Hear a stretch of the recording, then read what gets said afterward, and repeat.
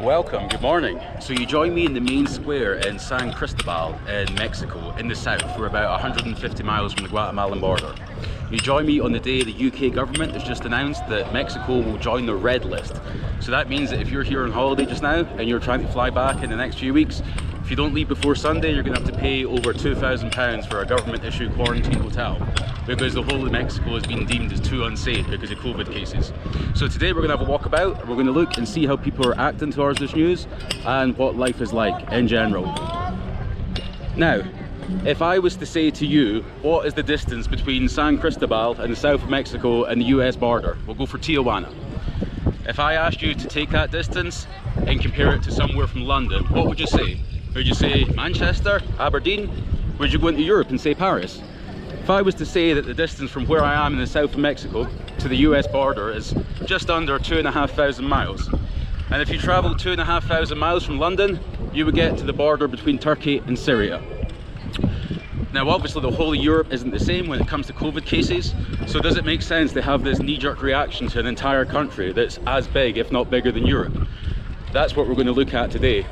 Also as well, the second issue that everyone keeps asking me about from back in the UK and people that I've met while travelling, they say, is Mexico safe? Again, if you look at the distance, we compare it to London versus Syria, or the Syrian border. So if I said to you, oh, there's a war in Syria, so you shouldn't go to London, that doesn't make any sense. That's the massive distance that we're dealing with here. So we're going to take a wander about the town. We can see all the restaurants and bars are open for business. There's a few people outside wearing masks. It varies district to district, so in this part of Mexico, in this state, it's not compulsory to wear a mask outside, only when you're inside. So we're going to have a walkabout just now. Sun's out, it's a nice day, and we're going to see what this city is like and see how safe it feels.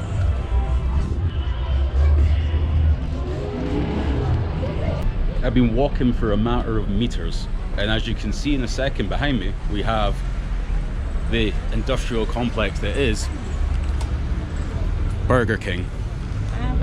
There's also a Starbucks in this town, not that far from here, and they're both open for business. There's people everywhere out just living their lives.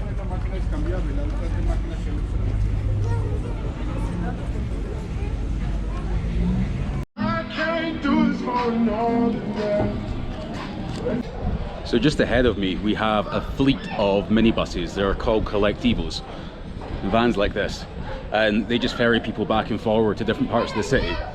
What baffles me is the population of San Cristóbal is 186,000, and these vans are just everywhere. They're constantly moving. This isn't even a depot or a stop. These are just the excess ones that are lying around just now. As we can see, the market on this side, this is the non-tourist market, so it's mainly just locals here. So a lot of the tourists that come to San Cristóbal, they're from the US, they've got kids with them, so they just stick to the main tourist bit. But when you walk around the rest of the city, there's no issues whatsoever. It feels really safe. I've not had any issues since I've been here in this town. I've been here for about a week now. I'm about to get run over though, that's the only thing. So you can squeeze past. Jeez. So it's busier up here, so I'll show you ahead just now. So as you can see, most people don't have masks on. They're just walking about. You've got everything for sale here. So you've got fruit, vegetables, you've got clothes. You've got just row upon row of these vans. They just seem to be stuck in this area. It's not even in the town centre, so I'm not sure why they're here. But you can see just everywhere you look, you just have these vans. We've got the market here on the left, and this looks like it's mainly a fruit and vegetable market. We're not that far from the town centre just now. It's only about a 5-minute walk or so, and that's where you've got all the tourist bars and restaurants, and people are just sitting there drinking coffee, drinking beer. In this area it seems more like it's for street vendors, so I presume it's a wholesale market where they come to buy their products that they then go and sell on the street later on. I can't even move here. Do I walk between the van and the pickup truck? It should be okay. So we can see we just got all different items for sale here, and it's so difficult to concentrate on speaking to the camera while trying to walk in between all of these buses and pickup trucks and in the heat It's not actually too hot here. It's one of the reasons I like this town. It's only in the mid-20s, and then in the evening it gets cool enough that you can actually wear, or you have to wear, some sort of sweater or hoodie. See, I'm gonna go this way. The traffic here as well is just constant gridlock. I'm not sure why anyone drives. It's just private cars and taxis, and then these collectible vans that are just everywhere.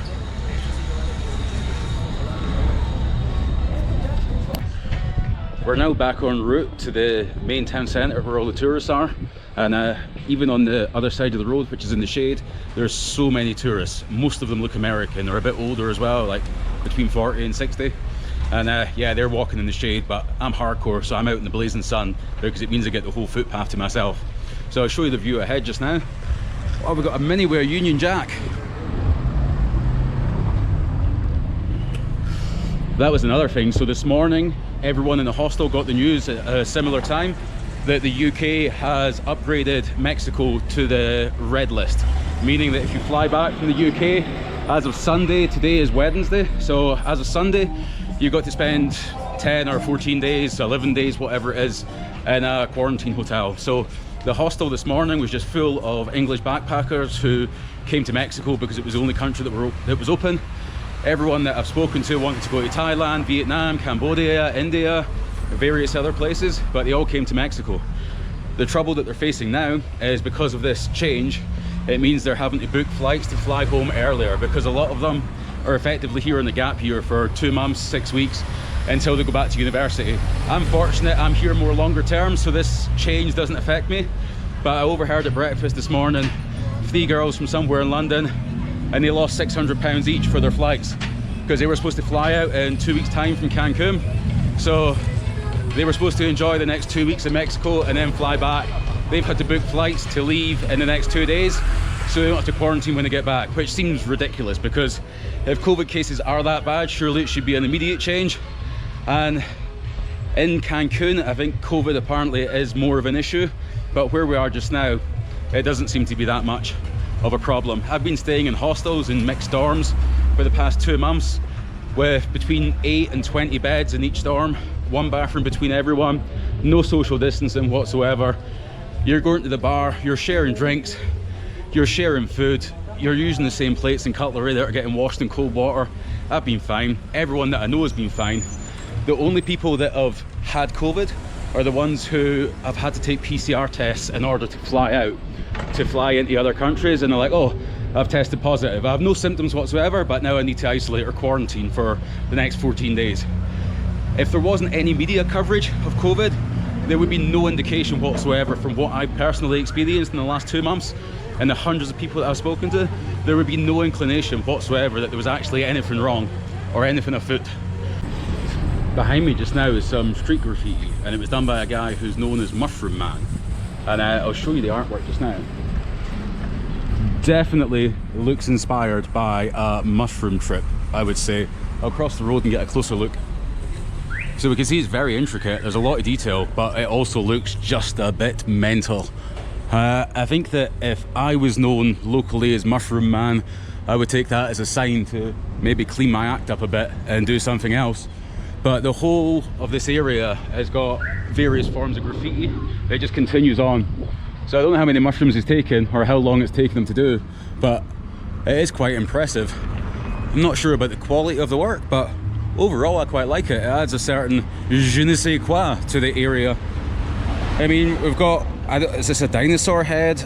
And then it could be a Christmas tree, or it could be a spine. That looks like a fly. I'm not quite sure. I think there's more further down as well. I wonder how the people that own this door feel about the pictures on it that look like an attempt at some sort of caveman emojis. I think there's more in the other one. I mean, is this actually a wall? I thought this was paper or cardboard, but there's just so many billboards have been stuck on the top of it. There's more on this door over here. I'm not sure if that's his or not. I'm going to try and cross the road. I was here the other day and I found it again by accident. I was just walking. I do this all the time. I walk and I get lost. Because I think I know where I'm going, but I've got a terrible sense of direction. So I walk in a straight line and somehow get lost. And then I've got to try and navigate my way back. Thought the dog was coming after me there. Yeah, so all that graffiti done by one guy is impressive. I don't want to get off topic here, and I don't do car reviews, but this is the most amazing car I've seen so far in Mexico. It is a late 90s, early 2000s. What's branded in the UK is a Ford Ka, and it's, yep, it's a Ford Ka here as well. So we've got tail light smashed, a scuff on every bumper, all the paint peeling off, and let's see round the front. Yeah, that is impressive. I don't know how that's still on the road. The ones in the UK all rusted away years ago. I've not seen one on the road for as long as I can remember, but there's one in Mexico still alive. I feel like I should buy it and ship it home. It'll be a future classic one day, maybe. We're now walking back and approaching the main square where we started. Obviously there's a lot more to see in San Cristóbal. There's churches, there's museums, there's a rich, varied and vibrant history, but I couldn't be bothered researching any of it, so I've just been walking about, moaning randomly. One last thing before we go, I've seen Batman right here. The Mexican Batman. Hello. Hello. Not sure if I have to tip him now because I've been looking. So we've got Batman behind us, and in front we've got a rather tasteful figurine of Jesus, and a black Jesus. I want that one. We're now back in the main area where we started, and yeah, you can see behind us there's people walking about, just living their daily lives. No one really seems that concerned. It doesn't look like an area that warrants being on the red list for a no-fly zone for the UK. Not sure if my travel insurance is now void because I'm in a red list country, but yeah, overall I feel quite safe here. Quite like the tan. Oops.